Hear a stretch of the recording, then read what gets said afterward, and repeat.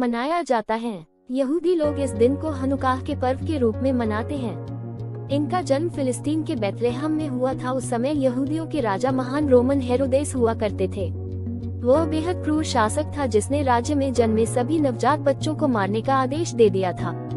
जब उन्हें एक चमत्कारी बालक यीशु के जन्म के बारे में पता चला तो उन्हें ये भय सताने लगा कि कहीं वह यहूदियों का राज्य न खो दे। यीशु के पिता यूसुफ लकड़ी का काम करते थे, जिनके बाद यीशु ने भी कई वर्षों तक इसे जारी रखा।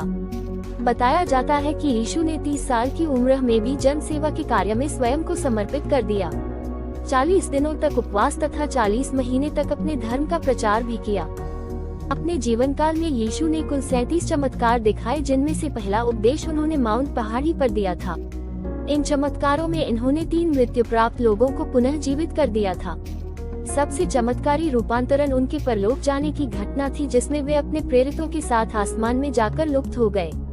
29 वर्ष की आयु तक यीशु अपने पिता का पुश्तैनी कार्य करते रहे। 30 साल की उम्र में उनको ज्ञान की प्राप्ति हुई। यही वर्ष से इन्होंने धर्म प्रचार का कार्य शुरू कर दिया।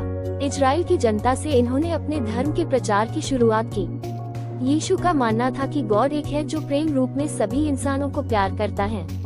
व्यक्ति को क्रोध में आकर किसी से बदला लेने की बजाय क्षमा भाव का गुण रखना चाहिए। वे लोगों को स्वयं मसीहा, ईश्वर की संतान तथा स्वर्ग के द्वार बताते हैं। यहूदी कट्टरपंथी यीशु को अपना दुश्मन मानते थे।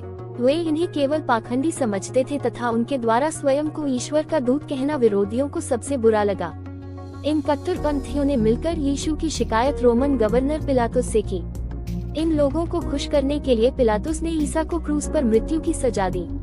उनके साथ अमानवीय व्यवहार किया जाने लगा। कोड़ों से चमड़ी उड़ेल देने वाली पिटाई की जाने लगी। उनके सिर पर तीखे कांटों का ताज सजाया गया। लोगों ने उन पर थूका भी। अंततः उनके पैर में क्रूस की कील ठोककर लटका दिया गया। ये शुक्रवार का दिन था। इस कारण ईसाई धर्म इतिहास में इस दिन को गुड फ्राइडे के रूप में याद किया जाता है। इतनी अमानवीय वेदना के साथ मरते हुए भी ईसा ने सभी के पाप स्वयं पर लेते हुए कहा कि हे ईश्वर, इन सभी को माफ करना, क्योंकि इन्हें पता नहीं कि ये क्या कर रहे हैं।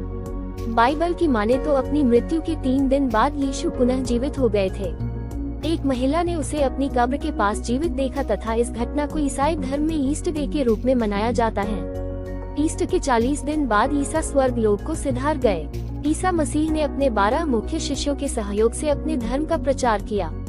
आज चलकर यही ईसा का धर्म अर्थात ईसाई कहलाया। उनके कई संदेश आज के युग में बड़े उपयोगी है। उन्होंने कहा था, जैसा व्यवहार